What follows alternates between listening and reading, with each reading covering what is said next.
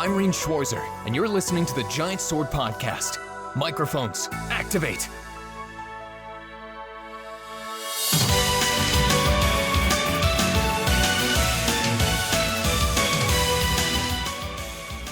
Hello, and welcome to this week's Giant Sword Podcast. I'm your party leader, Nick. Joining me, as always, is Shadow. Yeah, what's up, guys? And Taylor. What up? I know. It was Nintendo Direct, and it was a good one today. Oh, this man. What? This man's Taylor? hype. Nick, I was like, what are you trying to be, like a Fortnite YouTuber? I'm trying to do the Trump dance. Oh, man. Good memes. Yeah, we actually have news this Finally. this week. I know, finally. Or right before we started recording, the Nintendo Direct happened.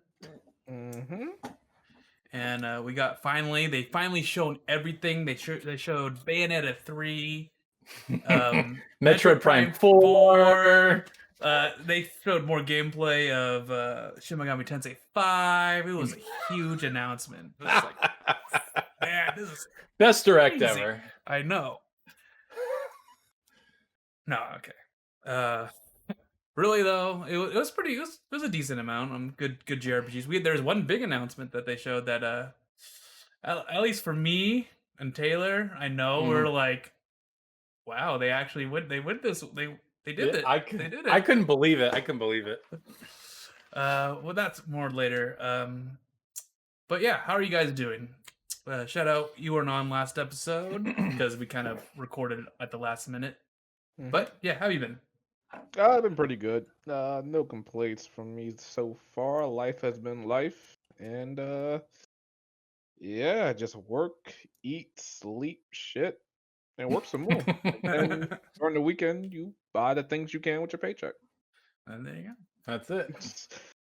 Are you guys freezing? No. Not anymore. It was freezing a couple of weeks ago when we had a snowstorm. And it was ice cold. I didn't want to get out of my bed. I didn't want to get out of my room. But we complained about it, and they turned on the heaters for my apartment. So I'm good. And I have nice 60 to 70 degree weather. Okay. Hate You you. suck. Well, in Charleston, it's been like all over the place. There's been like days where it's freezing cold, and then there's days where I put shorts on, and I'm like, dude, just make up your mind. Make up your mind. It's annoying. But hey, good thing climate change isn't real, right, guys? I mean, climate sure does change. It's changing a lot. I mean, Yeah, my cousin Chase moved to Austin in January, and it's all they're not built for winter, so like he was sending me videos like his the vent in his bathroom was just like leaking water. They're out of power except in the kitchen, so at least they can cook food. Dude, it's pretty crazy out there. What a time to move. I know, Texas, right? When we have a huge polar Once in a lifetime vortex snowstorm. Yeah. Good timing. Taylor, how about you? How have you been? Extremely stressed out. Yeah, you haven't released a YouTube video, man. I've been waiting. I mean, I did. I'm planning on putting one out Friday, but I had 2 reviews back to back, so I kind of gave myself a break after the Persona 5 Strikers review. But I was planning on putting out another like tier list thing because I already filmed it, but I might do some impressions of that triangle strategy demo. Depends on how I'm feeling. How you're feeling and how you like the demo. I mean, it looks like it's from the Octopath Traveler team, so I imagine it's going to be pretty good. All right, speaking about that game, let's move to some news, which is first Tales of Vesperia has topped 1 million sales. Who cares? I don't know.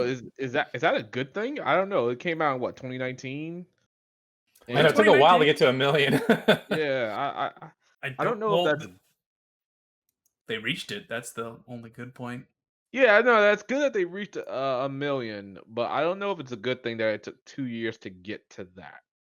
It's still a good game. A million sales in 2 years. I don't think Bandai Namco.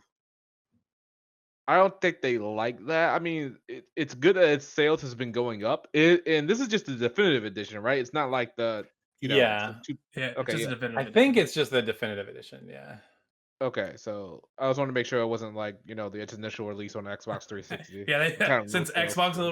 360 That release, would be it pathetic. finally Yeah. reached 1 million. Took 10 Yeah. years, but we hit a million. Yeah, that would have been terrible. But I think that's good. That should be good. I don't think it's great, but yeah, the Tales of series always selling is good because it's like I've been telling people, Tales of Arise, it's a make it or break it for the Tales of games at this point. Oh, I agree. If Tales of Arise does not do good, basically, unfortunately to say this, if Tales of Arise pretty much performs like Tales of Vesperia, we're not going to see a Tales of games for a long time. I mean, they're trying new stuff. It did. I mean, it did Yeah, fine. it did do good, but it didn't do like a lot of people don't care for it or didn't care to play it all that much. I think it reviewed good, but it just like it went under the radar for the most part. Nobody really cared about it. Well, I think a lot of that had to do with people didn't like Tales of Hysteria, so I That's think they're like, true. I mean, that was me. That was the reason for me because it was like I didn't really care for Zillia, and Zillia 2, like there was a lot of good things, but then a lot of bad things. And then for me, Hysteria was like the breaking point. I'm like, I can't do this anymore. So that's I think a lot of other people probably felt that way, but Arise looks totally different. So hopefully, with Tales of Arise, this puts the series back on the map because there was some rumors going around. Don't quote me on this. Don't ask me for a source. But they're even gonna shut down Tales of Castoria in the West. Really? At Wow. least it's a small rumor. There's somebody saying that it didn't sell like the quarterly sales. It lost like almost 1,000,000 yen or something like that. So that's just one person telling me that, and I'm trying to look for the source for that one. But if that's true, the Tales games just don't have the pull that they once had. Yeah. I mean, it seems like they're going in a totally different direction with Arise. So, I mean, they got to try something different, and they're continuing to experiment. I mean, they're doing stuff like Scarlet Nexus, So, got to try. Yeah. I want people to temper their expectations for Arise. You might think it's like changing the formula, but I bet you it's not. I bet you it's going to be a typical Tales of game that just looks nice. If it does change for like keep an open mind, man. Like I know we're all stuck in our ways about what we want from a Tales of series, or really for any series. But you gotta move on. You gotta evolve somehow. You gotta make it different. We can't always have the same thing over and over again with each entry. It's like you get stagnant after a while. It's how I feel about East. It's how I feel about Legend of Heroes, Trails of Cold Steel, and the Legend of Hero games as a whole. You gotta switch it up, do something different. You need that high school setting. That's right. Man. Give us Tokyo Xanadu 2. Yikes. Yikes. Don't yikes me. Okay, no, I'm thinking about this. People are like the high school setting is such a huge trope. Name at least 5 games that have it. Persona 1, 2, 3, 4, 5. Done. Okay. No, that's a series. That's a series. Right? I was literally trying not to say that. I was trying to You're just being an asshole. We all know the Persona one is like that. We know Persona is like the main one. All right. Okay. So besides Persona, would you count Cold Steel? 1. Okay. Maybe. So maybe. So are you saying series or individual games? Let's do individual games. Okay. Right, so Caligula Effect. Oh, Caligula Effect. Okay. Okay. There's 1. Tokyo Xanadu. So that's 3. That's Fire Emblem. 3 houses. Yeah. Yeah, 3 houses. I don't see why not. Oh, we're so close. Come on, we can get one more. I know. I'm not going to tell you. I know it. I know the next one. I know. I'm trying not to Google it. I'm trying to think of it because I'm sure I've played it. I don't have it. Oh, you don't think I have? Yeah, you probably have. Wait, I think Yep, so. yep. I think so. Or it came out in the West. Maybe. I'm trying to remember. Can I count an old game, like a really old game? Sure. No, how old? Like I'm talking PSP days. Let's do after Persona 4. Because that's where kind of exploded. I think Like, technically it that still exploded. counts. I think technically my game still counts. Okay. Valkyria Chronicles 2. There you go. Yeah, there it is. Oh yeah, Valkyria Chronicles. Yeah. That was the one I was thinking of. Oh, also I got more games. Conception 1 and 2. Oh, okay, yeah. That's about it. Let's see. Yeah, Persona. This is an interesting one. Did you guys ever play Final Fantasy Type 0? Oh yeah, Type 0. That technically counts. Yeah. That's an interesting one. I like that. I think it went really under the radar. I think people just bought it for the 15 demo, and rightfully so. I mean, the hype was real. Didn't you? But, yeah, I mean, I did too, for the most part. Even though I never played the game, I really wanted to play the game. But let's be serious, I got it mostly for the 15 demo. Yep. I mean, it was a pretty cool game though. Really messed up ending. Really messed up ending. Oh man, the ending is messed up, and I think it's like a little over dramatic too. Yeah, but I kind of felt for them. I almost teared up a little bit. I ain't gonna lie. I kind of want to replay that game because it's designed like a handheld game because all the levels are like very linear, very short. Yeah, it was originally a PSP game, right? Yep. Yeah. Yep.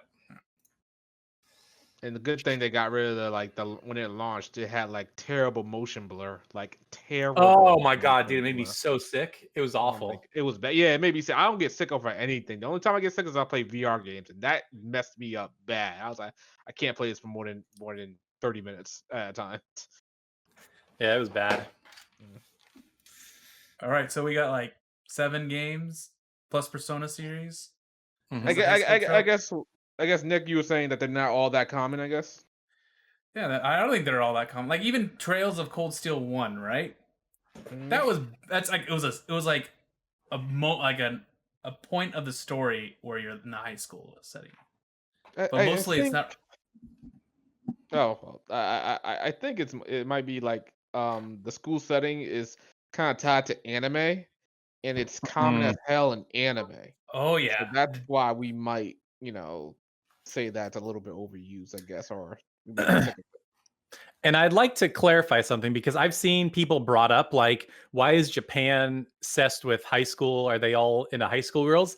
It's not like a pervy thing. From what I understand, in Japan, high school is like what college is to us. Yeah. It's like their last chance to like have fun before they have to like go to work and stuff. So, so it's sort of like a very like sentimental, nostalgic time.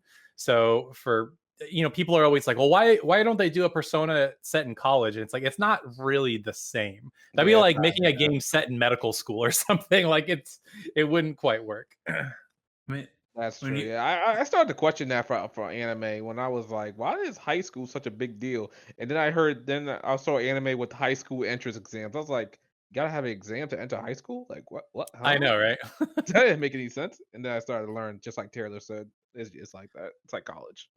Yeah, because you can think about like all the college party comedy movies that are made in America. There's like hundreds, thousands of them, right? So same thing. I was gonna say, Taylor, we had to take entrance exams to go to our junior high. That's true, but that was a private school, so that makes sense. Yeah, it's private school. Yeah. Oh, that was stressful. Yeah. There was one anime with a college student, and that was Golden Time. They were college. Golden Time, that's true. Golden Time's great. What was that? Oh, I've never seen that. I like Golden Time because it actually, like, early on they get in the relationship. Because what I hate in anime is when they get together and like the last episode, it's like, no, you effers, I want to see the relationship. Like, why do you do this to me? So do you remember watching Lovely Complex? I do actually. Yeah, that was an interesting one. And that was Tall just girl like and the short guy. Yeah, but that whole anime is like, get in a freaking relationship already. So that's like your worst enemy. Oh no, my worst one is the Kaguya-sama Love is War, because they're just like constantly trying to like not confess to each other. It's like, oh my god, this is agonizing. That's the fun of it, though. No, it's not. The Chica is the only good thing about that show. I want to watch Love Is War, but I want to watch it in English. And what's crazy is the first season isn't dubbed, but the second season is. Oh, that's weird. Huh. That Yeah, is it's weird. weird. I don't know what Funimation was doing on that one. Well, after they bought Crunchyroll, so I wonder if everything is going to be like they're going to start doing like simul dubs or something. Oh yeah, Wait, I forgot. Crunchyroll, like Funimation bought Crunchyroll. That's Sony. Well, Did. so Sony bought Crunchyroll and Sony owns Funimation, so Yeah. Oh, okay. all in the family. Basically. Yeah, That's a show. All right, Yeah. so let's talk about let's go and move on to the Nintendo Direct. So I was watching. So I was watching this. I was watching this with Jake. with Jake, really? Jake, yeah. I was just like, let's hang out with Jake because I've been hanging out with him on his Discord a little bit. Oh, okay. And so we're watching it, and the first thing that pops up is so Xenoblade Chronicles 2 comes up, and I'm like, okay. It's I like, knew right okay. away it was Smash. No, the first thing we're like, is it Smash? It's Smash, right? And then I'm like, wait a second, this could be like an expansion to Xenoblade 2. And then I realize what's going on. Rex is like, where's Pyra? Pyra, where are you? And I'm like, oh, I know where she is. Yeah, I started suspecting as well. I was like, is this new DLC? It's like, no, she's in Smash, isn't she? Yeah. And yeah, she was definitely in Smash. And with Boop physics as well. So But she's censored. She's also censored, guys. Oh my god, come on. I don't know. I was just laughing because didn't they not allow Mai to be in the background because her boob jiggled? And just, Yeah. and then No. Pyra, Smash is only for good boys and girls, okay? Nah, And then- Mai is like a different entity altogether. Mai is like showing so much thighs and so much cleavage that you have to change up her outfit entirely to make her fit with Smash. For Pyra, I think all they did was add like little. I guess you could say. I gotta see that? I gotta see her character model again, see it and compare it to I'll show the you actual real quick. game. But yeah, I was watching, and the first thing that Jake said was like, "Another anime sword fighter."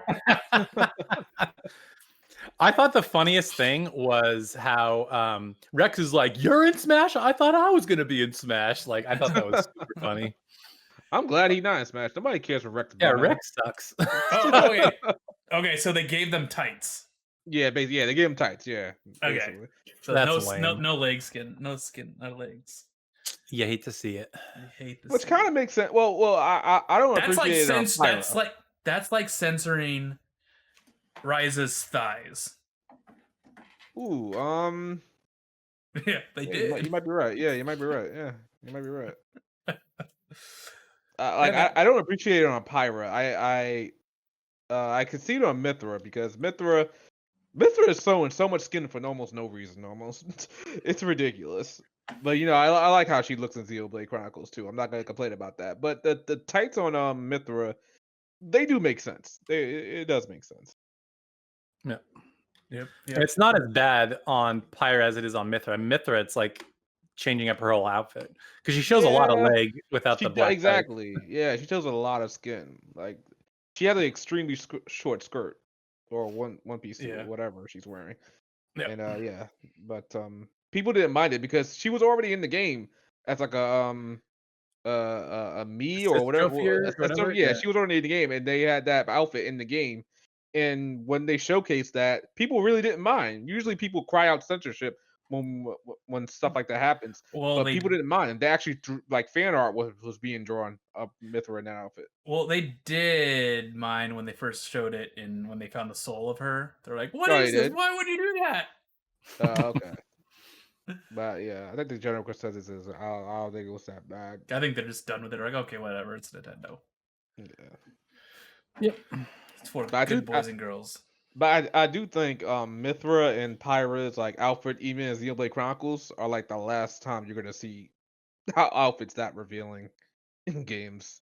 From Nintendo? Yeah, probably. Yeah, especially from Nintendo. Yeah, because they are the most scantily clad. I don't want to say scantily clad, but they are showing a lot of skin. Let's just Yeah, say they're very their voluptuous. skin. They're very skin tight. Yeah. So But yeah, so that's a character. I haven't played Smash in a long time, but Yeah. I'm playing it's Smash now. I'm gonna buy all the DLC at this point. Like I might as well. If there's a season pass, I'm gonna buy it as soon as they drop. I'm gonna buy it. I'm gonna start playing it.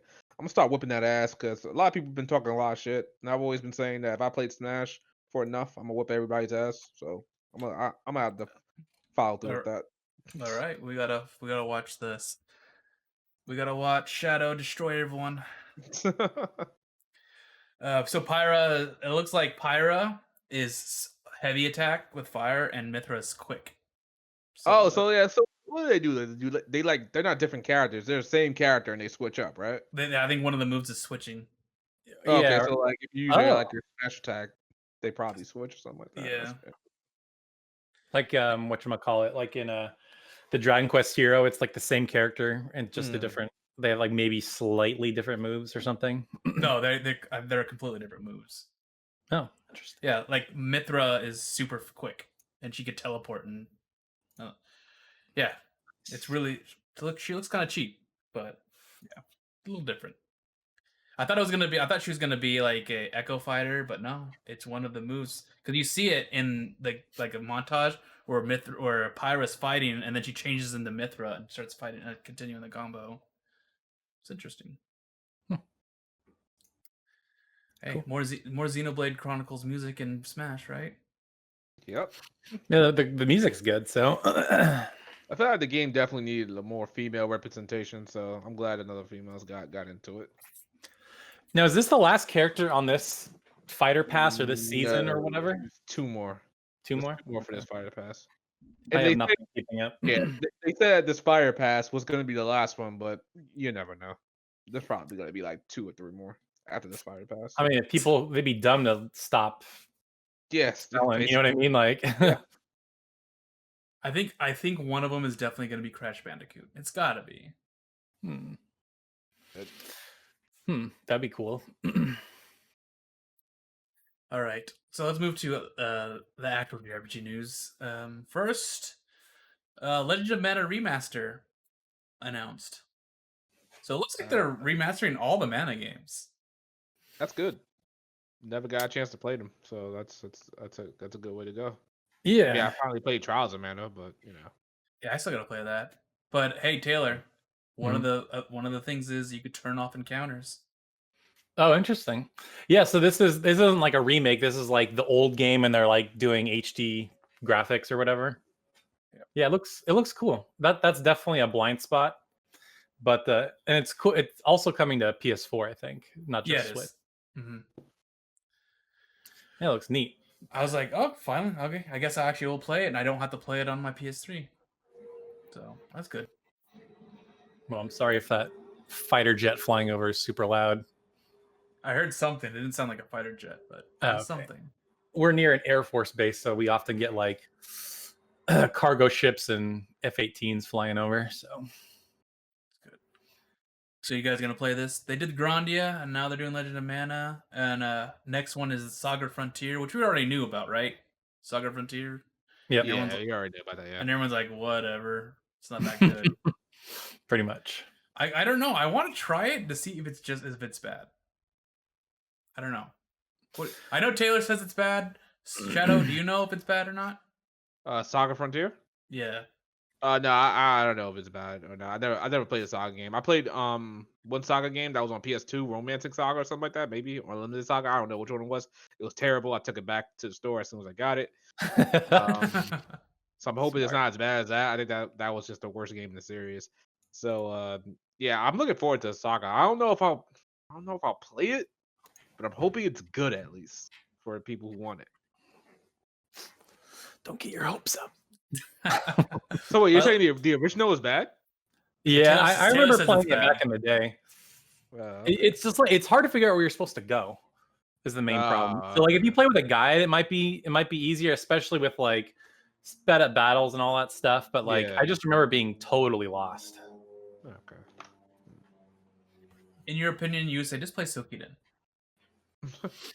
Yeah, play Suicode. Well, you know what's really funny when they announced that, like, oh, this is like the game that inspired Octopath Traveler. I'm like, let me hold you right there. This game, Octopath Traveler, is a million times better. So don't like. I get where you're going with that because it's like 8 characters. They have their own stories and stuff, but Octopath Traveler is an infinitely better game. Speaking of Octopath Traveler, Mm-hmm. they finally announced Final Fantasy Tactics 2. Yeah, they did. Sort of. Yeah. This is as close as we're ever gonna get. That's what I'm telling people, man. They need to just accept that. Yeah, I'm good with this. Yeah, this looks good. They showed it off, and we're like, what is this? Is this Project? Because they said they're making Project Octopath Traveler 2, didn't they? Yeah, it did actually. Yeah, but I thought that this was it because it looked like it, and then I was watching the gameplay, and I was like, wait a second, it's isometric. This is a strategy game. Yeah, I was like, this is tactics, and wow, but it followed the exact same formula that Project Octopath did. Even with the name, they called it Project Triangle Strategy. That is such a dumb name. I hope they haven't come up with a better name. They have to. They have to come out with a better name. Even if they don't, I'm gonna buy a day one. I don't care if they call it poop strategy. I might not have to pick it up. I ain't letting them get away with that. You wouldn't pick it up because of the name? Yeah, I definitely wouldn't. I'm gonna be that patient. They better come up with something, because even I can come up with something better than that. Don't they dare call that shit project. Yeah, they need to call it Infinite Undiscovery. Oh my god. Hell, that's a better name. That's a better name than this. That doesn't even make any sense. It don't make sense, but it's still a better name. It makes you question what the fuck. Yeah. They're gonna undiscover things for eternity. Okay, it's a weird concept for a game, but hey, whatever. It's one of those 360 JRPGs that we never played. Basically. Yeah. Yeah. So Nope. I was watching it, and I was like, this is a strategy RPG. So I'm like, sweet. Demo for release right after the thing. I was shocked that they had a demo already. But then I start seeing people like saying, "Oh, this better have like a connecting storyline, and the runner out be like 8 characters." I played it. I'm like, not even this is you are like you have a group of people. You're a group, and you're trying to survive like this uprising kind of thing. I'm not gonna give anything away. You guys can play the demo. So yeah, I'm playing the demo right now.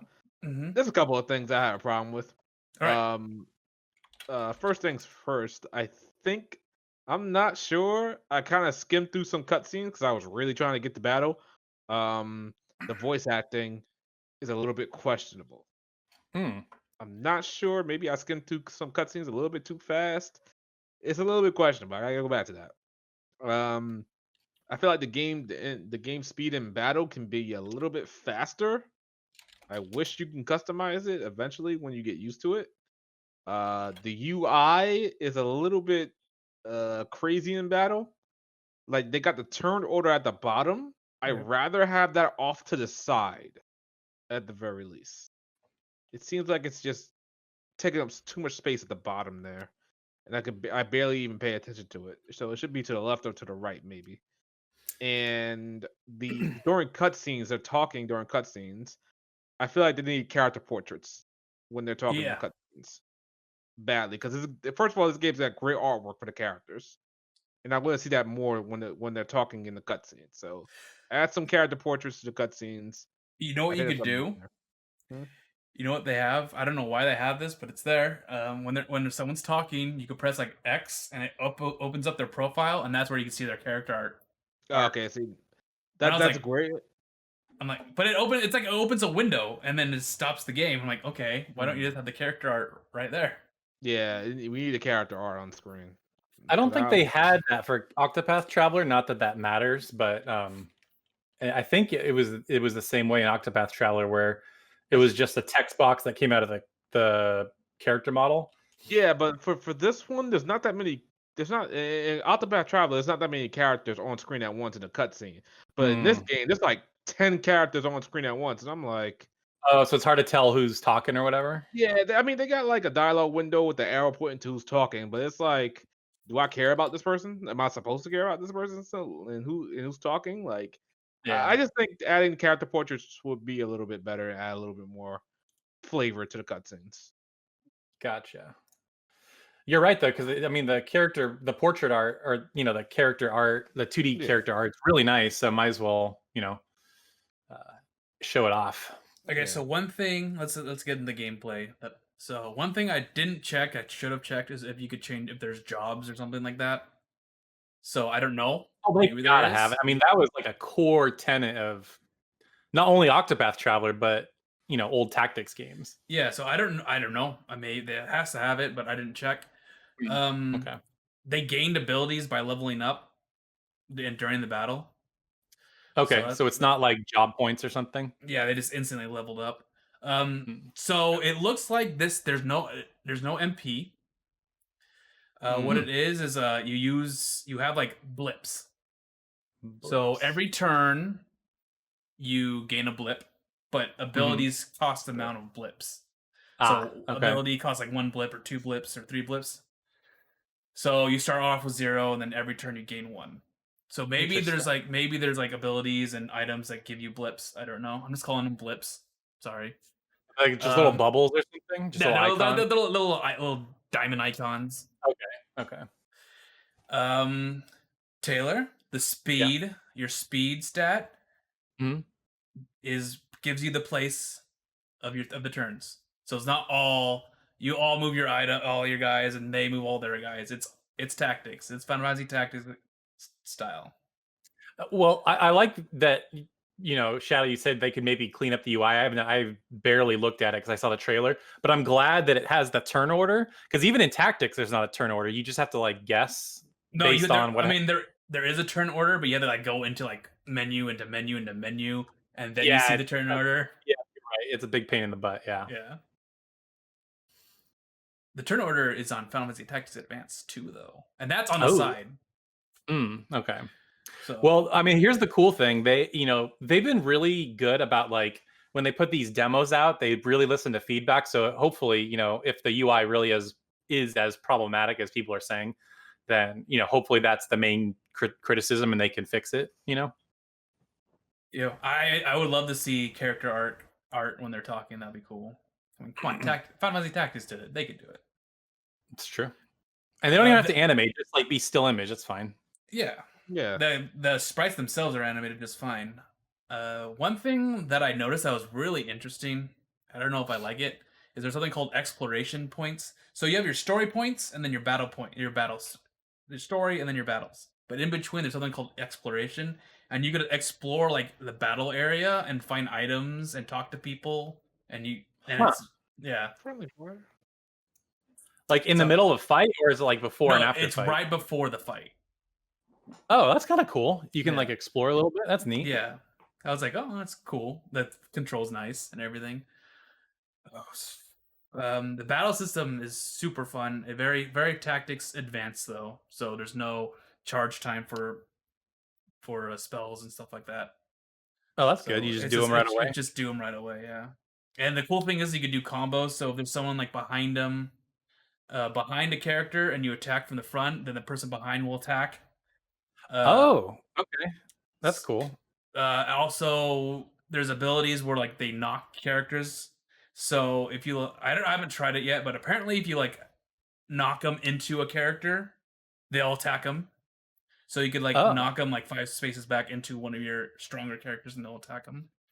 Cool. So that's cool. Something I saw in the trailer, let me know if you tried this at all. And I've been waiting for a tactics game to do something like this, but they said you can do stuff like, cast a water spell over an area, and then if you cast lightning on that area, it will like electrocute everybody, or it will do like extra damage. Have you tried any like environmental effects stuff like that? Okay, so I did a ice spell, and I noticed that after I did the ice spell, ice was on the ground. So maybe you could do stuff like that. I didn't pay attention to it. All I know is that characters have weak points, like in tactics. There's also this branching. Oh, wait, sorry, go back. You said they have weak points. What do you mean? Like, some certain people are weak to fire and stuff like that. Okay. So is it like did you play Octopath Traveler, by the way? I did. I haven't seen a break system. Okay, so there's no break, there's no like storing up turns or anything like that. I didn't. Not that I've seen, because this game. Nah. Like, so, yeah, this game's demo says, "Hey, we're not going to explain anything. We're just going to throw you into the middle of the game, and you're going to Oh, explore it." okay. That's Bitch. interesting. It's funny because there's like this big story moment happening. It's chapter 6. You're like, okay, I'm just in the middle of the game, I guess. And then they said this game has increased difficulty just so that you die. Yeah. It's like, They okay, did that with Bravely Default as well. Yeah, Bravely Default 2's demo was pretty hard. Yeah. It was fun. I like the branching path story, like the branching decisions. Like, it's one of the main selling points of this game. There is a one in the demo where you talk to one of the characters and you're like, "We must protect people at all cost," or "Let's kill them all," and stuff like that. Whatever you choose adds to this meter where you have like three. Forgot what they are, but there's like three points that you get in, and it depends. It changes the story depending on how high your levels are, stuff like that. So I'm Did interested in seeing what that does. did Tactics have? I can't remember. Did Tactics have follow-up attacks? You mean like No. counters? No, like literally, if you attack an enemy unit and there's another ally unit adjacent to the enemy unit, they'll do a follow-up attack. No, No. the first time I saw that was like the first Disgaea. Yeah, they do that in this game too. Yeah. Yeah, that's- Fire Emblem, the more modern Fire Emblem games do that too. I don't think Three Houses did that. Oh, Three Houses did? Okay. Because I Yeah. beat Awakening last year. And yeah, if they're kind of standing next to each other, they Oh, yeah, I think I know what you're talking about. Yeah, you're right. It did do that. They have to like each other though. Yeah, I think yeah. maybe Three Houses did that. I'm not sure. I can't remember. Maybe Three Houses didn't, because they got rid of a lot of stuff in Three Houses that were in the last two. So you could be right, but I think at least Awakening and Fates had that. And Or maybe I I'm think thinking- just like in Three Houses, this had like a indicator when you set your your units in the enemy range. They'll tell you if the enemy can attack them or how many enemies can target them. Yeah, it shows you which enemies can target them, and then Yeah. I like that a lot. I love when games give you all the information you need, and it's like, okay, you don't have to like guess. Now it's all about just implementing your strategy, like telling you the turn order, telling you how far you can move, who can hit you next turn, like all that. I love that. I don't know why games don't give you all that information. there was this one character that was really interesting. I think her name was Iris or something like that, and she could go invisible and attack. She's kind of like a rogue, but like she had a special ability where she could do two actions. So you could go attack, and then if you want, you could attack again or go invisible. And it's like, oh, okay, that's interesting. Yeah, that's interesting. I just did that. I was like, wait, how Yeah. are you able to make another action? She just has another action. Hmm. So it's interesting that you could do that. This game feels nice, Taylor. I was shocked. When I saw, because I was editing a video and I had one earbud in with the direct on, and then when I saw that pop up, I'm like, is this Tactics 2? Because the reason why I'm even excited is somebody, people always are like, what's your real prediction and what's your joke prediction for the direct? And I was like, my real one didn't even show up. I was like, oh, I want a release date for Rune Factory 5. I thought that was pretty reasonable. We didn't even get anything. And then here comes a game. And then my joke one was like, I want a Tactics HD collection and Tactics 2 announced. And I'm like, this is probably the best we're going to get. So I'm very happy. They got to change that name though. That's a dumb name. It's very tactics. It feels very tacticsy. So it feels like Final Fantasy Tactics and Tactics Ogre. So what does a triangle have anything to do with anything? I think triangle. The triangle is the 3 points that you could get in. Like, your decisions change those points. I think that's what it's all about. Yeah. Yeah, like in Shin Megami Tensei games, they got law, neutral, and chaos, something like that. It's something along those lines. I see. I think one of So them's like nobility or something like that. Yeah, unity or something like that. Utility, I don't know, but yeah, it's 3 of them. And the cool thing is, or I don't know if you will like this, but I like it, is that your decisions, they don't tell you what each of them do. So you make a decision and it's going to go into one of those spots and you just don't know. Cool. Do you guys? I know you guys haven't finished it, but do you have an idea of how long you think it is? No. The demo? Nope. No idea. Yeah, because the Octopath demo was like 2 or 3 hours, I think. Like you could just play the first chapter or something, right? I think you could play as many characters as you could. Right? Is that what Yeah, happened? but you just couldn't get past you got through their first chapter and that was it or something. Yeah. Yeah. Like I'm about to finish this level. So how long are the battles quickish? Because that's always my problem with a lot of tactics RPGs. Is the battles are really long. This one's like a typical tactics, but like this one is you have to go. You're on a drawbridge and you're being surrounded by enemies and you're trying to escape. So you have to first attack the enemies that are in front of you, and then open the drawbridge and get into this spot so you can escape. But when cool. if you take too long, the reinforcements are starting to, show up behind you. Yeah. Cool. And I think I had to protect this prince guy because last time I didn't protect him and he died and it was game over. Oh, well, there you go. Yeah, so I was like, okay. There's some cool stuff that one of the knights is on a flying bird, a flying eagle, and she's like a archer. Ah, okay. Griffin Rider or something. Yeah. Eagle Rider Archer. And your betrothed is like a flame mage, and she has an ability called a flame shield that gives you counter.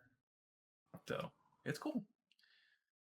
Man, I'm excited. I can't wait to try the demo out as soon as we're done recording. Did you download it yet? No, I probably should do that, huh? Yeah, you probably should. Is it on the store? Because I had to go through a website, like the link that Oh, no, it's definitely on the store. That Pigeon, I think it was Pigeon who posted on our Discord. I had to go through that. Okay. But yeah, this is a game that we gotta keep an eye on because it is perfect. What we wanted. I didn't think Square had it in them to do another strategy RPG. Honestly, I thought it was dead. I thought they were just like, nah. We got our classic JRPG teams doing their thing. We got our Bravely Default and our Octopath Traveler. That's all you get. I'm like, okay, well, that's all we get, and that's fine. But I really want a strategy. Oh, we got okay. All right. I don't need anything else. I'm happy now. Yeah, if this sells like 100%, like way past their expectations, Final Fantasy Tactics 2, here we come. Let's go. I mean, I'm still gonna say that till the day I die, but if we never get it, I'll be fine because this is great. Will you be? Will you be sure you won't keep you up at night? I mean, I might be like, oh, what really happened to Ramsey though? What happened? We're never gonna get a sequel to that game. I just want Final Fantasy Tactics 2 set in Ivalice. That's it. Okay. So the next important. Nothing else matters. We might as well just end the podcast now. Yeah, we're done. See ya. But the next news. Skyward Sword for the Switch, bitches.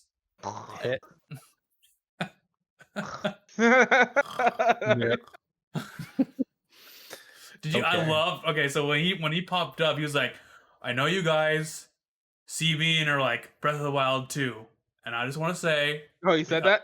Yeah. And he's like, "I just want to say we got nothing." Yeah. Hey, at least they. No, he didn't really say that. Yeah, he said it something just like that. It's like, we got nothing to show you today. Please look forward in the future. But we got this. And they showed Skyward Sword. Everyone's favorite Zelda game. And I was like, they better not have the gameplay. And they're like, oh, wait. Yeah, they definitely do. But then they're like, the control scheme that they made up for people that don't like for Switch Lite players and stuff. It's like, this is so dumb. It's gonna be bad. I mean, you can't do it. I mean, it's the different slash angles are like integral part of the gameplay. So Well, they said that they're basically what they're gonna do is they're gonna map it to the left control stick. So like, I don't know if any of you guys ever played like Metal Gear Rising Revengeance. yeah, It would be something like that, I guess. But I mean, that sounds like a terrible way to play that game. I don't know. We'll see. Okay. I think that's all the JRPG news. Really? Is there anything else you guys want to talk about on the direct? Wasn't there more JRPG news for the direct? I don't know if we've talked about this on the podcast or before, but like Caligula Effect 2 was announced on the Japanese. Oh yeah, direct. that one. The Japanese. I never played the first one. You played the first one, right, Shadow? Yeah, I played the first one. I thought it was I'm gonna be honest, it was a decent game. It may have been borderline good, but it was a pretty decent game. Is that the one where it's about crying? You said crying? Yeah. You're thinking of Crystar, I think. Yeah, Crystar. That's the one I'm thinking of. Yeah. Nah, this is the one where basically the battle system is that you could see your actions happen before you take your turn. So you could see how like basically like almost like a strategy RPG where they give you how the battle is gonna play out beforehand, if your attack's gonna hit or something like that, or if your attack's gonna miss. Basically that's how you do it, and you can influence the turn order as you see fit. It's not always gonna be 100% that battle prediction because you could miss, and that's a huge problem. But overall, I think the battle system is something that was different, and I enjoyed a lot. My biggest problem with the game was the art design. The character design wasn't that great, and it had this kind of grayscale, monotone look to it. And I hated that. Felt like the characters had no life to them. And this one, thank God, they added color to the proceedings. Like the characters all look unique and whatnot. But I'm not gonna lie. Like from the trailer, it does look good, but from the trailer, it still kind of screams mid. Yeah. Like, yeah, the game still kind of screams mid. Like even the battle system I'm looking at, maybe they're not doing too crazy with the imaginary chain as they called it for that battle prediction thing. They're not going too crazy on that. I think it's still in it, but it still looks pretty. It still looks pretty mid. Like I don't think this one is gonna. It's gonna hit even a little bit as the developers or even the publisher is hoping for it to do. And it's a high school setting, so the music in the first Caligula Effect was really good. Like, really had some nice, catchy tunes, almost like Persona-esque when it comes to like how catchy they are. So I'm looking forward to that. But yeah, this game it kind of looks like more the same. And I don't know what I was expecting for this one. Maybe, hopefully, the battle system is a lot more faster. And honestly, I think Caligula Effect is like, at its status of where it's at. And I think it could have probably been Tokyo Xanadu level at least when it comes to how many people know about it and whatnot. If it wasn't for the Vita, because I know Tokyo Xanadu was also on the Vita, but this game was heavily like at disadvantage when it came out for the Vita because it looked terrible on the Vita. The frame rate was terrible on the Vita, but as soon as they kind of, I wouldn't say that it was a remake or a remaster, maybe a remaster. I don't know. They changed up everything for the re-release. It looked way better, played way better. And I think if we got that game first, this game would be on a lot more people's maps. I would say that this game would have been in the English Nintendo Direct, the US Nintendo Direct, and just being on the Japanese Nintendo Direct. would you say this is a Nipponichi tier? Not Nipponichi. What's it? Compile Heart. Yeah. That's a good question. Maybe slightly above them. Just slightly above them, honestly. All right, that's good. Yeah, Taylor, show off that that. Is that the PlayStation one? Yeah. The PSX one that we got. This thing's banged up, but it's it keeps the water cold. Okay, so let's do a little quick one. Bravely Default 2. What is your interest in that? I didn't play the second demo. I don't want to play anything else. I'm just waiting for it to release. I'll get it day one. Okay, so you're Still gonna don't get like the art the- style, but the battles are fun. The music's amazing. So I didn't play. Well, I played the previous Bravely Default games. I never like really got into them. It's like something I just like. I played it for a little bit. I had no intention of taking it seriously. But I did play the demo. I played the first demo for Bravely Default, and I did think it was a little bit.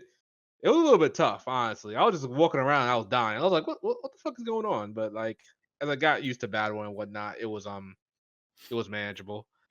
I'm looking forward to Bravely Default too. I think I'm getting to day one. I think. I'm not sure. I might that's- want to It's coming out this week, right? Or is it this next week? week. next week. Yeah, next week. Very I soon. think I'm gonna focus on Persona 5 Strikers, and then maybe if there's nothing else coming, then I'll get Bravely Default too. So let me ask you this: since you mentioned strikers, how are you? Are you pretty invested in the Persona 5 world? Like, are you excited for like more story in that universe? Honestly, I gotta be honest. Royal was enough. I gotta be honest. Royal was kind of enough for having more story in the universe.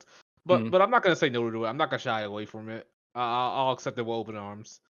If we didn't get strikers, I would have been okay. You know, wouldn't have been clamming at the bit for another more Persona 5 content. But yeah, I would say yeah. I'm looking forward to it. I could take it. Yeah, because I mean, it really is a sequel. You know, I know that's a lot of people have been saying that in the reviews and stuff, but it really is way more than even I expected. Because I was like, oh, this is just going to be Dynasty Warriors with Persona, and it's like way more than that. Yeah, that's what I figured too. Like this is really has that Persona 5 tack 2 on it for the most part. Um I'm a little bit disappointed, just a tad bit, not that all that much, it's not even a big deal. That's not a sequel to Royal because it's just a sequel to vanilla Persona 5, which I Yeah. guess they didn't want to quote unquote gatekeep people who didn't play Royal, who weren't ready to play Royal just yet. And didn't want to spoil Royal. Yeah, exactly. They didn't want to spoil Royal, and like I'm saying, like you could have had what's her name as a character in this game, but Yeah, because it would have been nice to have her. I still haven't played Yeah. Royal, but yeah, would have been nice. yeah, and we're all thinking that she was gonna be DLC, but you know, the game's been out in Japan for like a year now. We still don't have any DLC, so I don't think that's happening at all. So Yeah, not either. hey, it is what it is. Yeah. But Taylor, Yeah. Hyrule Warriors Age of Calamity expansion pass. Ew. Yeah, I'm good. Yeah. I felt burned by that game because they were like, it's a prequel to Breath of the Wild. And I'm like, oh my Yeah. God, that's awesome. And it totally wasn't. So I felt lied to at that game. You know, it was a fun game. I feel like there were like 3 fun characters and the rest were just not fun. So I was kind of, I beat it. It was okay. I'm not going to lie, that I was kind of disappointed. Still my favorite Warriors game though, like a pure Warriors game is Fire Emblem Warriors. I love that so much. You were addicted to that. Dude, that's my most played Switch game. I have like 120 hours on that game. Yes. Bought all the DLC, played all the expansion levels. Man. And I know I'm gonna keep going. I know that you are very hyped for Splatoon 3. Are you? I wish they just added to Splatoon 2. I don't know why they felt the need to make a third one. But Yeah, the sales were declining. They were like, "Oh, we need a new game. We can't survive off of this one." yeah, I mean, everybody's doing the live service thing, so I guess I can kind of applaud Nintendo for not doing that. But at the same time, you know, like, would have been nice if it was just that you just kept updating the same game, you know. But we'll see when it comes. You know, if I decide to play it, because I haven't played Splatoon 2 in a long time.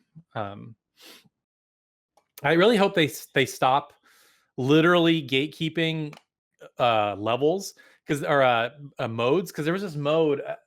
I forget what it was even called, but like it was a separate mode and it was only open like certain times of the day, and it was like it felt like it was random when it was open, And then I remember when people would ask the developers, I'm like, why don't you just leave it open all the time? I'm like, well, we know how you want to play the game better than you do. I'm like, that is the dumbest thing I've ever heard anybody say.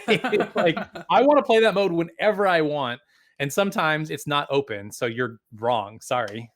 So hopefully they don't do something like that. And the best game ever announced was the DC Superhero Girls Team Power. Oh my Heck yeah. god. Oh my god. Like I said, if you part of my Discord and I see you playing that game, get out of my Discord. You out. Unless you're a girl, then I'll accept it. But if you're a grown ass man, you playing that game, bruh, stop this. It's okay. What if you're You be playing a with your grown- daughter? If you got a valuable excuse, I'll take it. But if you Not that I have a daughter to play it with, but I'm just as an you a example. grown ass man playing that game, bro, like listen, man. I don't know what to tell you. I'm not. There's no justification for that, man. If I walked in on my son playing that game, if my dad walked in on me playing that game, man. Listen, Are you winning, son? Oh, no, you're not. what the fuck are you playing? You better catch nobody. Listen, if you want to play that game, that's on you. Just don't let anybody see you playing that game. Just don't let anybody see you playing. Make sure your online status is set to offline or invisible or something. Don't let nobody see you playing that game. Exactly. Keep it to yourself too.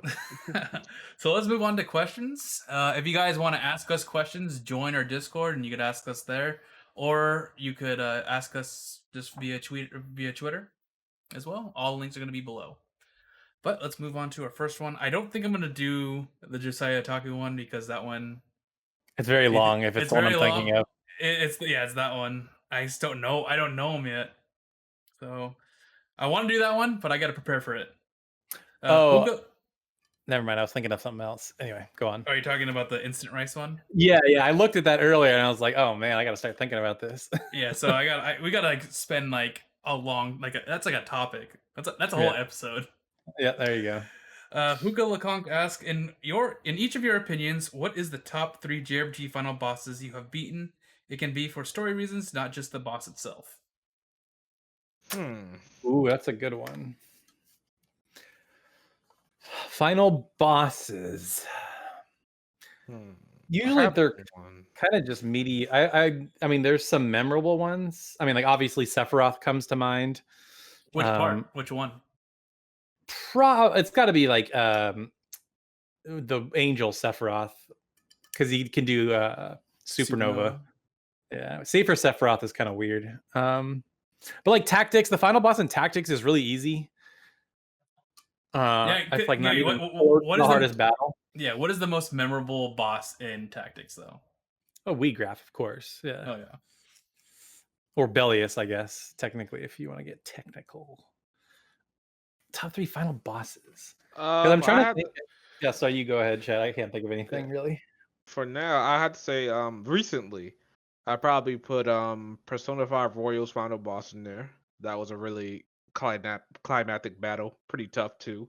The royal part, right? Yeah, the royal part. Yeah, exactly. Oh yeah, that one. Yeah. Next I would have to say, so I played it last year and I finally finished it last year. Shin Megami Tensei Nocturne, Lucifer. That was a battle that, oh my god, that was a extremely tough battle. I leveled up from, I think, level 78, and I went to level 99, and I still was having a really tough time. And that's a battle that I know I can't win again.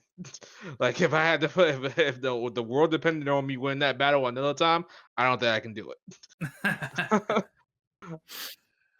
But it's just genius because it's not all about skill. It does have some luck factored into it, and you have to make the best possible play you can each turn because you never know when he's gonna throw a wild card at you. So it's you really gotta know your stuff and plan for the best. I don't know if I can get one more into it. I have to think about it, but for now, those are my 2. I just had one and now I lost it. I could go for one. I enjoyed the original final boss for Tokyo Xanadu because of story implications of that. I don't know if you remember, Taylor. Nope. No. All right.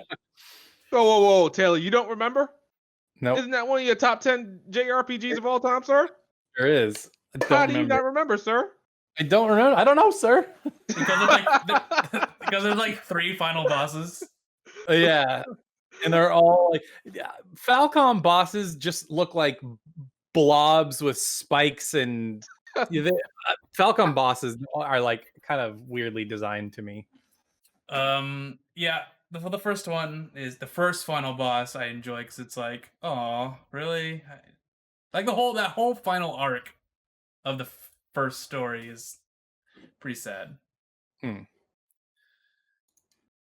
Second, Tales of Destiny remake final boss. Taylor, watch me play it. I love that boss. You get your ass handed to you. It's intense. It is. It is. Compare it to the original Tales of Destiny final boss, which is you're just fighting a giant piece of steak. And the people who've played the PS1 version would get what I mean, because it literally is. It's first you fight him as like the final boss is like a human, and then he uses the God Eye to charge him up, and then he just becomes like this big giant blob monster that looks like a piece of steak. But in Tales of Destiny remake, he's actually like a demon. He looks like a demon, and he's like super powerful. So that was way better. Interesting. Was that 3 for you? Or go ahead. That's only 2. I don't remember. For me, my third one is gonna be, since you remind me of Tails. It's not a final battle, but it's a battle towards the end, so I'm gonna count it. Tales of the Abyss, Luke versus Ash. Thought that battle was the story implications of that battle was very touching to me. Moved me greatly. Very Music was awesome, perfect. very awesome song for the first like 15 seconds, and then it becomes like Nah, man. fluty. Oh man, you talking It's like crazy, super bro. epic, and then he goes.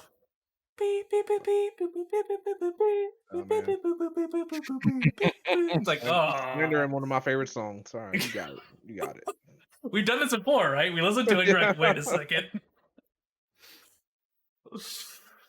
I actually I'm saying a very specific version of this. I'm going to say the final boss of Ys 8 specifically in the speed run, Ah, god damn it. because in the way you speed run it, you only have Donna, and it's like way harder. So like it's just so like white knuckle intense, because if you mess up, like you lose so much time, and like mastering that final boss in the speed run is really fun. I hate Ys 8. You hate Ys 8? I hate Ys 8. The whole game or just the final boss? I didn't get to the final boss. Oh, wow. Okay. Because Oh, for wait. some reason the game told me I didn't have enough to get the true ending. So I'm sitting there, I'm like, what? Even though I did mostly all the side quests, I found all the castaways, and I still didn't have enough to get the true ending. If you don't get the fuck out of here, I'm not doing No, this. how did you have to do it? I totally forgot. I got it. I don't remember what you had to do. I think it was like you had to have like something 145 points or something like that, and I had 141, and I was like, "Get the fuck out of here, bro! How are you gonna tell me I did mostly all the side quests, got all the castaways, and I still can't, I'm not afforded to have the true ending? Get out of here!" Well, I'm did done with you get all their social events? I didn't get all the social events. I did do all the side quests, but I didn't get all the social events. I think you had to do the social events to do it. Man, listen, that's too much. We ain't doing all that. There's a lot to do in that game. That dude, it's very. Taylor hasn't seen the true ending either, so it's fine. Ah, okay, all right. Yeah. Okay, let me ask you this. Which one? Oh, sorry, go ahead. Oh, you're talking about like the 3 stages one where like you kill him once, you kill one part of him, you go up, and then you kill another part of him, you go up. That one. Okay, Yeah. that one. Yeah, maybe without Donna. Maybe with just Donna, maybe that would be. It's intense. It's pretty easy if you just play it normally, but when like your margin for error was like next to nothing, like it's pretty intense. All right, so can I just talk about the true ending now? Sure. Can we talk about the ending, guys? Go to the next timestamp. I'm going to be talking about the Ys 8 ending in general, so I'll censor it once. You know, the typical sound, but after that, I'm not censoring it. So, yeah. Get ready. Yep. All right. So the ending in the true and the regular ending appears, right? Mhm. You don't have. Okay. Because the true ending, you fight. That becomes like a god, and you Are fight you her. fucking kidding me? Yeah. Are you fucking? They hit that round at 2 ending. What the fuck is wrong with them? Yo, fuck EC, man. Get the fuck out of here, bro. But I play. like You know what? I blame my friend on that one because he should have told me about the true ending in this game as I was playing it. Get the fuck out of here. okay, so I'm trying to remember the original ending. The original ending, does Donna become like a harvest goddess, right? Like a goddess? Still? No, not even. That's the normal ending that I got. The normal ending doesn't even have that. Okay, so the normal ending, like the She like falls asleep in the tree or something. yeah, the island just like becomes like fall, like, right? I'm trying to remember. Something But like that. in the original, in the true ending, the island, she becomes like the god that you killed. So she's gonna, because she's controlling the lacrimosa, so it's not gonna happen anymore. Mm. And you have to fight to make it so she could, like, the lacrimosa goes. You have to actually defeat her. So after you defeat her, like, the island's all like, naturey and all beautiful. And Donna's like, I'm always gonna watch you, Adel, forever and ever and ever. Creepy. It's like Sokka and his moon girlfriend from the Avatar. That's weird. Yeah. Hmm. But Okay, I do like. I was gonna say, I do like in E's 9 where she's like, "Oh, you went to these islands." The interrogator at the beginning of the game. So you went to this island. What happened there? And he's like, "Bitch, I saved the goddamn world. The world was gonna end, and I saved it. Get off my back." Everybody's always mad at Adal. I know. Okay, you said you found your next one. So okay, would you count Bloodborne as a JRPG? That's always the great debate. Are Souls games JRPGs? It's not a JRPG, but you could say it. Okay. So the final boss is not that hard, but I really liked Orphan of Kos, which is the final boss of the DLC.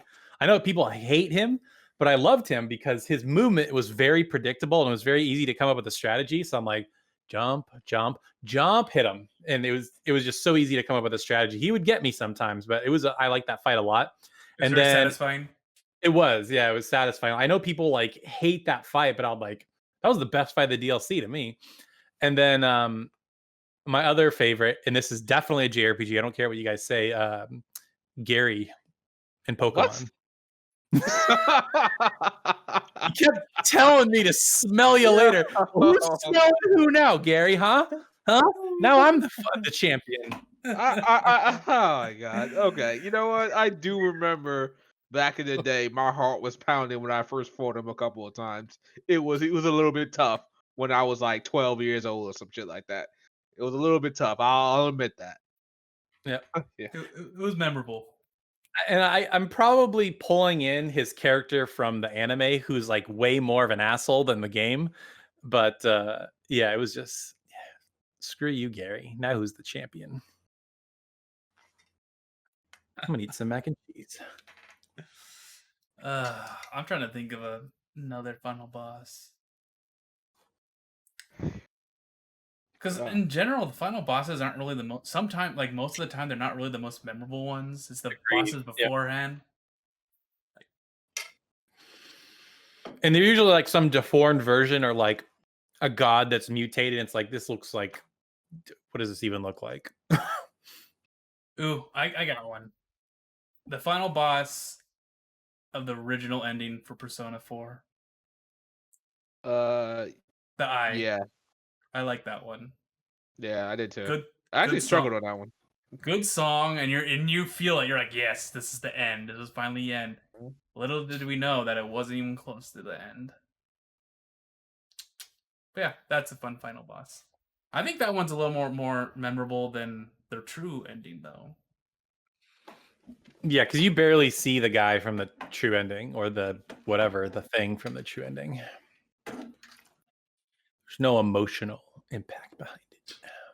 The emotional impact is you and your friends. That's right. Visual asks, don't you hate it when sequels have the protagonist start at level 1 and they forget all their skills from the last game? Yeah, that's why I had to go do a Ryza 2. Yeah. And she forgot all alchemy for some reason. Like, how the fuck did you forget all the alchemy that I did? Did they Did give you a run in reason? a I think they gave us a reason. Like, she left her stuff at home before she See, came to the city. at least they gave a reason. That's Yeah. good. Even though the reason's bullshit, there's still a reason. I'm very curious what they're going to do with Final Fantasy VII Remake Part 2. I think the easy way to do it would be to have Yuffie steal all your stuff like at the beginning of the game. But I'm That's wondering. smart. That's really smart. Yeah, that they should do that. Yeah. Steal all your stuff, and then you have to try and find her. Yep. But what about your abilities? I mean, they're all tied to. Oh, yeah. Huh. I was gonna say they're tied to materia, but your abilities are tied to your weapons, aren't they? True. They are. Oh no, you could character, not if you master them, they're not tied to them anymore. You always have it. Yeah, It's been a while since I played that, so I don't remember how it works. But yeah, that's excusable. I'm fine with that. But what if they just say, "Hey, you still have your abilities"? I can excuse the abilities, but if they're like, "Oh, well, I just forgot my materia at Midgar. Oops!" Like that'd be so dumb. What if it's like that whole battle that we just went through? All our material was just sucked up afterwards, and I don't know what's going on. That would be, at least, like you said, at least it would be a reason. That's a stupid reason. I do like the Yuffie reason though. That's like sitting on a silver platter. It's like, here you go. Here's your perfect excuse. So we'll see if that's what they do, though. But to answer the question, do I hate it? No, because it's fun leveling up. Like, if you started like super powerful at the beginning of the game, like that's not fun. I mean, if it would be cool to give a reason. They have to give a good reason. Like you're super powerful at the beginning of the game, right? And then like you fight the main bad guy, and he just like hits you, and then you like lose all your power somehow. Because that's what happens in Symphony of the Night. Yeah. Where you're Alucard and you're just super badass at the beginning of the game, and then Death's like, haha, I'm gonna suck all your energy out, and you're weak now. Yep. It's like, hey, at least it's a reason. Yep. It's a dumb one, but I'm okay with it. Yep. He also asks, do you like changing the protagonist's name to your own gaming name so that you own the adventure, or do you keep it default? It depends on the game. Yeah. If I was a child, yeah, I would do that. Now I just like always do default name because I don't want to be in a Japanese town and my name is Nick and everyone else is Japanese names. So it's just like, okay. Lind-kun. Yeah, I did that. It was like, okay, I did that for the beginning for Persona 4. I did that, and it was awkward. I didn't like it. Yeah, the only time I use my real name now is like a Story of Seasons Harvest Moon kind of game, because it's the character might as well be you know. But yeah, with like I'm trying to think, like even Final Fantasy VII, like when that first came out, you could name every character. And we'll just name them people from inner class. Yeah, that's what I did initially. And then I named them all WWF wrestlers and like all kinds of dumb stuff. But yep. Now when I replay 7, I just keep it their name. Yeah. What about you, Shadow? I'm sorry. What was the question? When the game gives you the option to change the main character's name, do you change it to your name or do you keep it as like whatever the game gives you? Nowadays, if it's the main character, I'd probably go by Shadow at this point. Maybe I'll put my actual name in there, maybe. But as far as the other characters are concerned, I just keep them as their default names. Like, yeah, nowadays I don't change anything. Like right now I'm playing, it's 2021 and I'm sitting here playing Final Fantasy 9, but I let everybody keep their original names because people just go by that anyway. Gotcha. I just back in the day, I used to do it. Now I do not. Yeah. Proletariat asks what. Whoa, we just got a new question. Proletariat asks what game, preferably a Switch title, would you recommend to an eager new JRPGer with little video game experience after Pokemon? So he has played Pokemon. That's good. Grandia. Let's see. New I'm not JRPG. joking. Grandia. After Pokemon, that's a good one. I would say there's so many good games on JRPGs on Switch too. So wait, what Pokemon are we talking about? We talking about the most recent Pokemon? Probably. I mean, if they have a Switch, it's either Sword and Shield or Let's Go. So Okay, so after Pokemon, you want to play another JRPG? What should I give you to play? It's nice and easy, baby's first JRPG. some Atelier game, maybe. Maybe, yeah, it's probably an Atelier game, but they get fairly complicated. Now that I They think about also it. it's hard to recommend Atelier games because they're so basic and weird and They're cutesy. basic, but I think they're well, if you I would recommend Rise. That's first of all. But the thing about it is the alchemy can probably turn some people off. Even though I think it's perfect to learn about skill trees and whatnot because it could help you out with that kind of stuff. If you put the game on easy, you'll probably be okay. If they like anime, maybe Fairy Tail. Because Fairy Tail's pretty easy. Yeah, they do some basic stuff in Fairy Tail. If they're really looking for something good to play, I don't see why I can't give them Persona 5. That's not too bad. Well, Preferably on the preferably Switch. Okay. On the Switch. Oh. I would say even Octopath, like there's a lot of complicated. Well, let me take that back. No. There's a lot of stuff to manage with like with the jobs and stuff like that. But like, the game always tells you where you need to go. Like, Sure. It's not that hard, I don't think. But maybe I think it's fairly hard. I think like the boss battles. It's a pretty tough game. Like I guess you're right. Especially when you're trying to get the super jobs or the unique jobs. Yeah. What about what do you think about Dragon Quest 11? That game's pretty easy. Yeah, that's not too bad. Yeah, Dragon Quest 11. And it's also the definitive edition, so yeah. It's just really long, like, super long. Yeah, it's really long. Yeah, just get the Grandia HD collection. Both games that are aged well, aged like fine wine. Or here's what I would recommend: play or get Final Fantasy 9, and it'll have all like the speed up, and you can turn off battles and all that stuff, so you can customize it however you want. Because I feel like the only big problem with going back to Final Fantasy 9 is there's way too many random battles. So, but like story's amazing, music's amazing. I think it actually looks pretty good. Like the remaster, they kind of did a pretty good job with it. So it does look good because I'm playing it right now, and I played it on my monitor. It does look it looks really good. It looks really sharp. Colors are nice and deep. It's interesting that you say Final Fantasy 9 because yes, that is it's a pretty simple game because the basic level, it's got like basic level up system, but to learn skills, all you really gotta do is equip some equipment and fight with them a little bit, and you gain a skill or ability or whatever. And it's fairly simple, straightforward.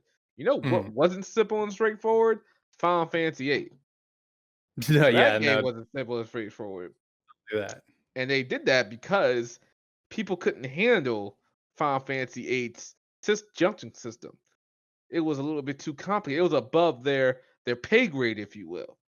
Now they had to bring it back for Final Fantasy 9. See, that's one of the reasons people enjoy Final Fantasy 9. You just couldn't handle the junction system in Final Fantasy 8. That's all. I would also recommend Final Fantasy 10 because that game is super linear. Like there's, that could be seen as a bad thing, but if you're a JRPG newbie, it's just follow the path. You get all the information you need in the battle system, and there's a turn order. You can swap characters mid-battle. I think it's the best turn-based system for Final Fantasy. And it's got pretty good music. People seem to really like the the love story with Yuna and Titus, whatever. And there's the infamous laugh. Yep. So I honestly think if I redid my top 10 JRPGs, 10 would be on there. really Yeah, nice. I think it was that good. It's solid. It's a solid game for sure. For sure. The Ultimate Retro Superstar asks, I would like to know if I could join the Giant Sword podcast because I've been watching a lot of your premieres on YouTube and they're absolutely fantastic. We'll have to talk about it. Let's talk about it. Let's talk about it. But really, I maybe we'll do like a fan episode someday. Have fans come on for a little bit. That'll be fun to do. Yeah, we've done that before. Back in the day when we were doing them live. I think Brian came on once or twice, right? Yep. Peacocks. And we had Devil on too. Oh, that's right. Did Kraft ever come on? I don't or know. Kimpy? No, Kimpy doesn't want to. Okay. Because he wants to listen to it, not be it. Gotcha. Pigeon Senpai asks, last time you rage quit a JRPG boss fight? I think we talked about this last episode. Probably Tokyo Xanadu. That was the funniest thing. I had never rage quit a boss fight. Never? Not once? Your whole life? Not that I recollect. Didn't you stop playing Grande Extreme? Not because of boss fight though. Okay. It was like, this is bullshit. I would say that, or there was a it's not even really a boss fight. It was a defend a character battle in Star Ocean. Star Ocean, yeah. So one of those two, I would say. Have you rage quit, Shadow? Like when you say rage quit, do you mean just like turn off the game or for a little while, then maybe come back to it later, or just like quit the game entirely? What do you think? I think just like quitting the game, like not quitting entirely, like I'm done, and you stop playing for a little bit, because that's what Taylor did with this. Like you're pissed at the game, yeah. I don't remember doing any of that in the last like 5 years, honestly. Not even on Nocturne. No, I never rage quit it. No, not at all. I just came back. I was calm about it and came back. Well, I don't know if it was maybe it was like Nocturne being random as hell when it comes to some of its battles, because I swear you could be level 90 and a level 20 enemy can't kill you. So it's weird. That happened to me a couple of times, but I never rage quit the game because of it. Nah, I don't think so. Got really mad at a boss fight when I was streaming Tales of Destiny 2. I think someone was watching it. Maybe I think Asian might have been watching, and I was just yelling. I was like, "This battle's bullshit! This is so bad!" I beat it because it was dumb, because he would just do one spell that would kill everyone. There's no way to block it. Yeah, I don't think I ever actually did that for the longest time. I thought I just like start to realize some stuff. I don't get really mad at games anymore. It's the reason I don't play fucking Dark Souls or Bloodborne. It's the reason I don't get mad at games anymore. I don't play those games. The only games that I get mad at are fighting games. I yell profanities like crazy when I play fighting games. There was one game that I didn't rage quit, but I got really pissed at a boss fight. Like unbelievably mad. And nobody will say anything because it's this serious and everybody loves the series so much. It's so good. Freaking Yakuza Like a Dragon. One boss battle, I was level 32 or something like that. Maybe 37. High 30s, low, whatever it was. And this boss was level 50. And it fucking showed. He was one-shotting everybody for no reason. And this game did not prepare me for that at all. Oh, sure, there's an arena before you go to the game, but it doesn't say, oh, do the arena all the way through. So you reach like level 40. No, they didn't tell you that. They said that's pure optional. That's purely optional. When you get to this boss battle, the boss will run your ass over if you're not prepared. And the then he will call for help afterwards. And the help is just as devastating. And people will forgive this. People won't even say anything about this because it's a beloved character. We love this character. Oh my god, he's a long-running series character, so he better be that strong or something like that. But no, that's a difficulty spike, and it's a stupid one at that. I don't give a shit what they say. God damn, that pissed me off. It's a good one. That is a good one. I can't say who it is because it's a big spoiler, and I'm not gonna ruin Yakuza Like a Dragon for you like that. But I know who you're talking about. I know exactly what you're talking about. Taylor told me. It just don't make any sense how I'm level 32. I'm level 37. I don't know what I was. I was somewhere in the 30s. And you expect me to fight a level 50 enemy? I feel like, oh, okay, I'm not supposed to win this battle or some shit like that.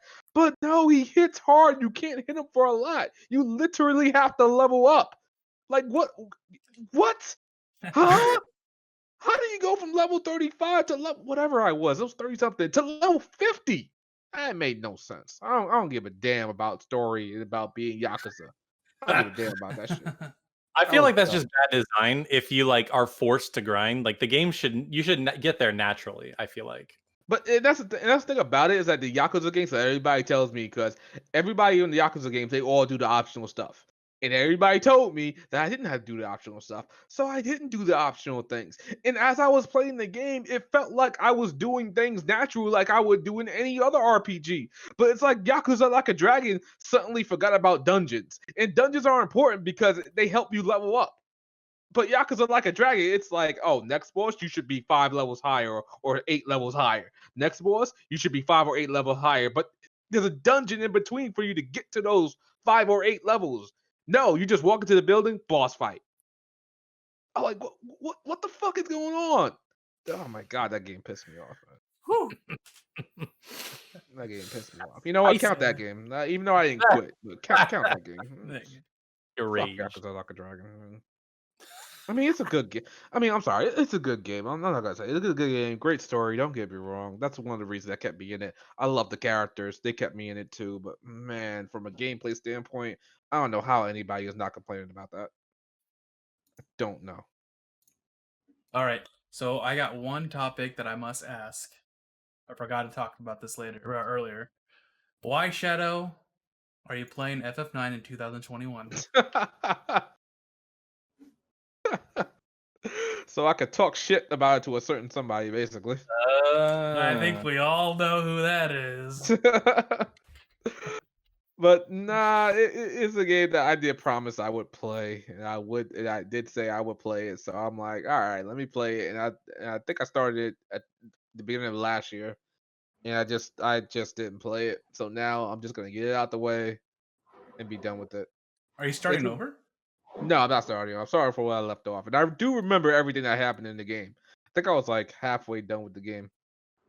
But yeah, the game is good. Don't get me wrong. But it's definitely I honestly, from a gameplay standpoint, you could argue this with me. I'm not willing to die on this hill. It's a step down from Final Fantasy VIII, and that's because they tried to simplify it. Because, like I mentioned earlier, Final Fantasy VIII's battle system was complicated, and you really had to do your research and do your homework and do some battles to understand it. This game, it's really simple. It's really simple. That's why I think people who hate Final Fantasy VIII and love Final Fantasy IX is probably because the battle system in 1 was complicated and this battle system is pretty simple and straightforward.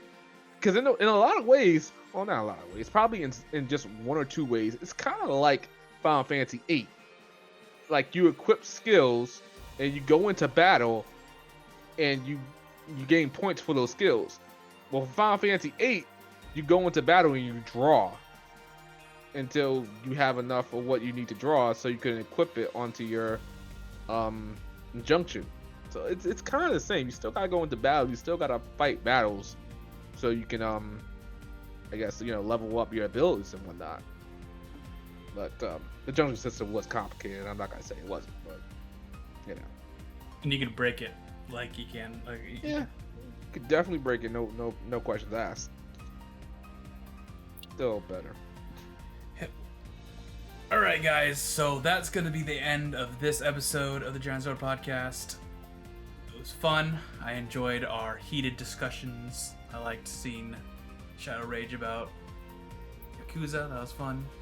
I'm looking forward to more news because, new news is good. And I think we're getting some. I was gonna say we're gonna have like a fighter thing and a Blizzard thing, but we're not gonna get any JRPG news for that. No. But for us who are into games, it's gonna be some good news. But yeah, thanks for watching, guys, and we'll be back next week, and we'll see you then. Later. Laters. Later, guys.